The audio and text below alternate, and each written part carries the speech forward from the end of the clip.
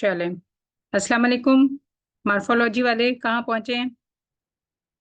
तो जनाब ये है हमारे पास मॉर्फोलॉजी। अगर आपने स्टार्ट में इसको नोट किया है तो इसके कितने हमने लेक्चर पहले कर लिए हैं। इसको जो पहले हो चुके हैं लेक्चर उनको फिर दोबारा से हम रिवाइज करते हैं। ठीक है, तो चले शुरू करते हैं। This is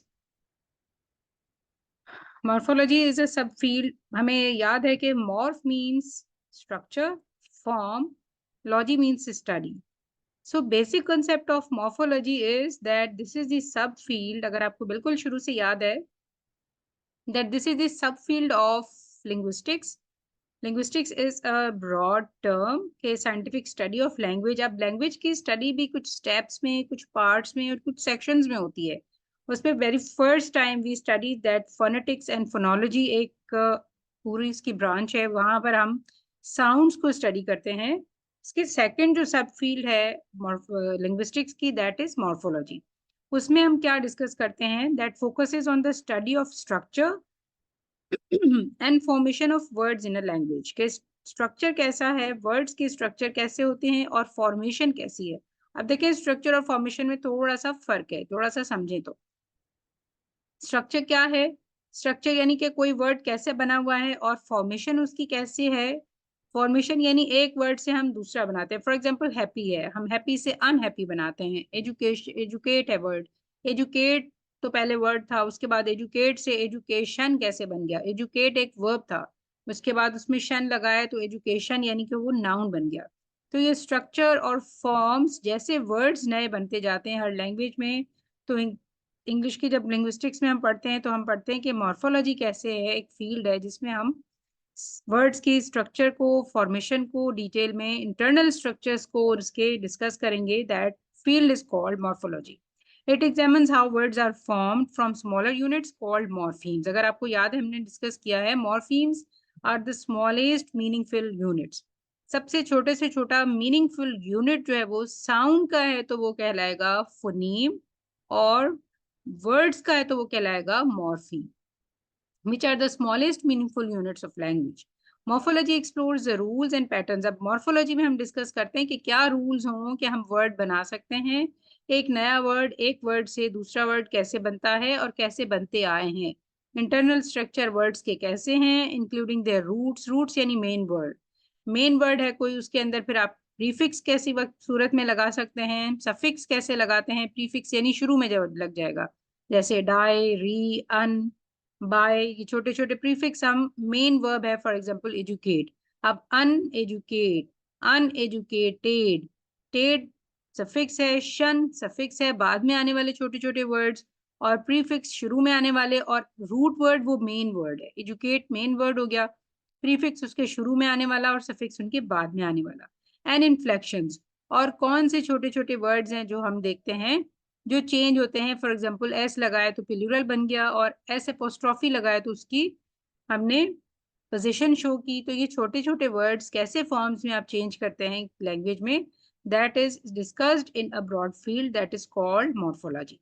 right, that is the sub field of linguistics. यानी लिंग्विस्टिक्स तो साइंटिफिक स्टडी है लैंग्वेज की, लेकिन लैंग्वेज को भी किसी स्टेप्स और फील्ड्स में डिवाइड करके हमने पढ़ना है। ऐसे नहीं ऑल ऑफ सडन सारा उठा के हम पहले फोनेटिक्स एंड फोनोलॉजी, सेकंड फिर हम करेंगे मॉर्फोलॉजी।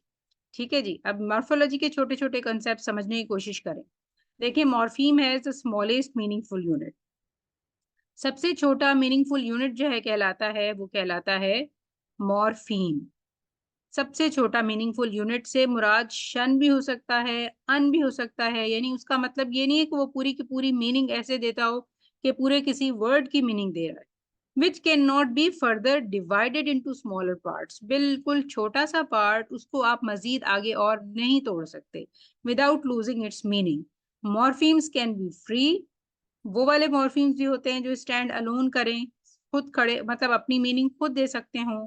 और बाउंड मॉर्फीम्स, या वैसे बाउंड जो छोटे छोटे हम दूसरों के साथ अटैच करते हैं, जैसा कि हम जिक्र कर रहे हैं अन का, और शन, और डाई, बाय, ईडी, आईएनजी, इड, इंग। तो ये छोटे छोटे से वर्ड्स मॉर्फीम्स कहलाते हैं एक्चुअली।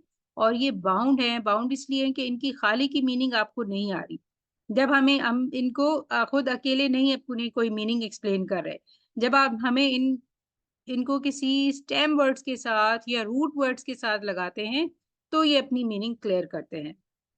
ऑलराइट, इसीलिए इनको बाउंड कह रहे हैं। बाउंड यानी कि नॉट इंडिपेंडेंट या नॉट फ्री। ऑलराइट, दूसरा हो गया हमारा जो की कंसेप्ट है या की टर्म कहना चाहिए, not concept, root. The core lexical unit of a word that carries its central meaning, complete meaning देने वाला छोटा सा यूनिट, कोर लेक्सिकल। अब लेक्सिस निकलता है वर्ड से, वर्ड यानी विकेबलरी का वर्ड। विकेबलरी का ऐसा वर्ड जिसको आप डिक्शनरी में देख सकते हैं वो कहलाता है core lexical unit of a word that carries its central meaning. उसकी खुद की एक खास मीनिंग होती है। रूट्स में stand alone as independent words और combine with other morphemes to form complex words. या तो छोटे छोटे दूसरे मॉर्फीम्स के साथ मिलते हैं या फिर कॉम्प्लेक्स वर्ड्स बनाने के लिए उनको किसी और के साथ मिलना पड़ता है। तो ये रूट्स में स्टैंड अलोन, कोई छोटे छोटे मेन वर्ब ऐसे भी हैं जो कि इंडिपेंडेंटली मीनिंग देते हैं, या फिर हम उन्हें दूसरे मॉर्फीम्स के साथ मिलाएं ताकि वो मजीद कॉम्प्लेक्स वर्ड्स बन जाए। रूट अपनी एक मीनिंग बहरहाल देता है, इसीलिए उसे रूट वर्ड या स्टेम वर्ड कहा जाता है, या स्टेम मॉर्फीम कह रहे हैं। अफिक्स देखें, अ और फिक्स समझ रहे हैं हम कि morpheme that is added to a root, जिसे फिक्स करेंगे। ये तो मेन वर्ड हो गया छोटा सा, जैसे हमने एजुकेट कहा था, जैसे हमने हैप्पी कहा था, जैसे हम फ्रेंड समझे। फ्रेंड एक वर्ड है जिसको आपको मीनिंग मिलेगी डिक्शनरी में, जिसे कोड लेक्सिकल यूनिट कहेंगे। अब उसके साथ कोई चीज हम फिक्स करेंगे तो वो कहलाएगी affix. Morpheme that is added to a root और base to create a new word और मॉडिफाई इट्स मीनिंग। तो ऐसा छोटा सा अफिक्स जो आप मिलाते हैं, अटैच करते हैं, ऐड करते हैं, फिक्स करते हैं रूट वर्ड में, रूट या बेस या स्टेम, तीनों एक ही नाम है, ताकि हम नया वर्ड बनाएं या उसकी मीनिंग मॉडिफाई करें। जैसे देखें, फ्रेंड है, फ्रेंड्स के साथ एल वाई मिलाया, friendly. Friend, friendship. Friend, unfriendly. ठीक है, ये सारे वर्ड्स हम क्या कर रहे हैं, ये अफिक्स है। ली, शिप और नेस, ये छोटे छोटे वर्ड्स, कभी हम मीनिंग नहीं, कभी हम इनको अटैच करते हैं and we find a new meaning, and sometimes we modify the already existing word. Affix can be prefixes. Affixes are of 2 or 3 types, right? Affixes can be prefixes added before the root, suffixes added after the root, or infixes. Infixes means inserted within the root. उसके root के अंदर आप उसको लगा दें, उससे हम कहेंगे इनफिक्स। देखें, मेरे नाम में थोड़ा थोड़ा सा याद रखना है। प्री मीन्स बिफोर, स means and, in means in between. Insert करते हैं किसी और वर्ड के अंदर, तब हम उससे कहते हैं। और ये इनफिक्स नॉर्मली इंग्लिश में नहीं है, प्रीफिक्स और सफिक्स इंग्लिश में काफी ज्यादा पाए जाते हैं, और उसके वर्ड्स हम वोकेबलरी ऐसे ही बिल्ड करते हैं in English with the help of prefixes and suffixes. Now the other term is derivation. The process of forming new words by adding affixes to existing roots or bases. Derivational morphemes change the lexical category or meaning of a word. For example, happy to unhappy. Derivation means derive करना. The process of forming new words. New words बना रहे हैं हम, process करके new words बना रहे हैं, add कर रहे हैं affix का already किसी existing root या base word में। इन सबको कहते हैं हम derivational morphemes. Derivational morphemes change the lexical category और meaning of a word. Happy से अनहैप्पी हो गया। अब हैप्पी और अनहैप्पी आपस में क्या है, एंटोनिम है। ये वर्ड है, ये इसका एंटोनिम है, मीन्स अनहैप्पी और सैड। या खुश है ये, या यहाँ पर मीनिंग हो जाता है ना खुश है। ठीक है, तो डिराइव की भी मीनिंग, ऐसे मॉर्फीम्स भी होते हैं जो कि उनकी चेंज नहीं करते फंडामेंटल मीनिंग या कैटेगरी। डेरिवेशन ऐसा प्रोसेस है जब हम इस प्रोसेस से गुजार के किसी वर्ड को नया वर्ड बनाते हैं तो वो उसकी फॉर्म चेंज कर देता है। For example, parts of speech change कर देता है। फॉर एग्जाम्पल, यहाँ पर हम कहेंगे कि ये क्या है, एडजेक्टिव है, यहाँ पर ये उसका ऑपोजिट हो गया। तो ये जब फॉर्म डेरिवेशन उसकी चेंज हो जाए तो हम उसे कहते हैं कि ये डिराइव होने वाले या डेरिवेशन के प्रोसेस से गुजर कर नया, या डेरिवेशनल मॉर्फीम्स हैं, ये चेंज कर देते हैं लेक्सिकल कैटेगरी और मीनिंग ऑफ अ वर्ड। जबकि इन्फ्लेक्शन जो है, the process of adding grammatical markings to words to indicate tense, aspect, mood, number, case और जेंडर। आसान बात ये समझें कि जब हम इन्फ्लेक्शन, ये दोनों प्रोसेस है, डेरिवेशन एंड इन्फ्लेक्शन, दोनों प्रोसेस से गुजार कर हम वर्ड्स को एक वर्ड से दूसरा नया वर्ड बनाते हैं, अफिक्स और अफिक्स प्रीफिक्स ये यूज करते हुए। प्रीफिक्सेस या सफिक्स लगाएं। जब मैं प्रीफिक्स और सफिक्स दोनों को अफिक्स कहती हूँ, समझ जाएं कि इन दोनों में से कोई भी हो सकता है, प्रीफिक्स, सफिक्स और इनफिक्स। अफिक्स का मतलब ये एक छोटा सा वर्ड जो फिक्स होने वाला है वर्ड्स के रूट वर्ड के सामने या पीछे। ठीक है, अब डेरिवेशन ऐसा प्रोसेस हो जाता है, उसमें हमने अटैच किया और वर्ड की मीनिंग चेंज हो गई। इन्फ्लेक्शन ऐसा प्रोसेस है जिसमें हमने वर्ड तो नया बनाया लेकिन उसका मीनिंग चेंज नहीं हुई। Inflectional morphemes do not change the fundamental meaning और कैटेगरी ऑफ अ वर्ड। अब मीनिंग से तो मुराद मीनिंग है, यू अंडरस्टैंड। कैटेगरी से क्या मुराद है? कैटेगरी से मुराद होती है पार्ट्स ऑफ स्पीच। जैसा कि पार्ट्स ऑफ स्पीच होते हैं, नाउन हुआ तो वो नाउन से अपोजिट बन गया, या नाउन कोई है, एडजेक्टिव है तो एडजेक्टिव से हमने वर्ब बना दिया, वर्ब से हमने नाउन बना दिया, नाउन से एडवर्ब बना दिया, वो हम कहेंगे कि ये इसमें इसकी कैटेगरी चेंज हो रही है, डेराइव हो रही है। इन्फ्लेक्शनल में डेरिवेशन नहीं होती, यानी कि इसमें मीनिंग उसकी चेंज नहीं होती, ना कैटेगरी उसकी चेंज होती है, but modify its grammatical properties. Grammatical properties change हो जाती हैं। For example, adding S to form plurals in English. जैसे आप बॉय है, बॉय के साथ आप एस लगाए, अब बॉय इंग्लिश में बॉय भी एक माना जाएगा कि this is one morpheme, and S is also said to be one morpheme. इसको भी कह रहे हैं हम ये एक मॉर्फीम है। तब बॉय में एस मिलाया आपने, उसकी मीनिंग तो चेंज नहीं हो गई ना। बॉयज तो वही हो गया, बॉय मीन्स वन लड़का, एंड बॉयज मीन्स दो लड़के और तीन लड़के और चार, वो प्लूरल बन गया। तो इसलिए हम इन्फ्लेक्शनल मॉर्फीम्स वो कहते हैं जो कैटेगरी चेंज नहीं करते, और ये सिर्फ 8 होते हैं स्पेसिफिक इन्फ्लेक्शनल मॉर्फीम्स का प्रोसेस। जबकि डेरिवेशनल मॉर्फीम्स ज़्यादा होते हैं और इसमें चेंज हो जाती है लेक्सिकल कैटेगरी, यानी कि मीनिंग या लेक्सिकल कैटेगरी चेंज हो जाती है। तो इससे हम कहते हैं क्या हो गया, ये लेक्सिकल कैटेगरीज की चेंज हो गई है, डेराइव हो गया ये, जबकि इन्फ्लेक्शनल में डेराइव नहीं होता। अब वर्ड फॉर्मेशन प्रोसेस क्या है? Morphology examines various processes and rules governing word formation, including compounding, combining two or more words to create a new word, blending, combining parts of two words, and borrowing. देखिए, इसको आसान लफ्जों में इस तरह से हम समझेंगे कि मॉर्फोलॉजी में क्या हम पढ़ रहे हैं। मॉर्फोलॉजी में यही पढ़ रहे हैं कि एक वर्ड से दूसरा वर्ड कैसे बने। तो ये बैठे बैठे कोई ऐसा नहीं होता, मूड हुआ जो हमने इस वर्ड को उठा के इसके अंदर ऐड कर दिया। इसका बाकायदा एक प्रोसेस होता है, वर्ड फॉर्मेशन प्रोसेस उसे कहते हैं।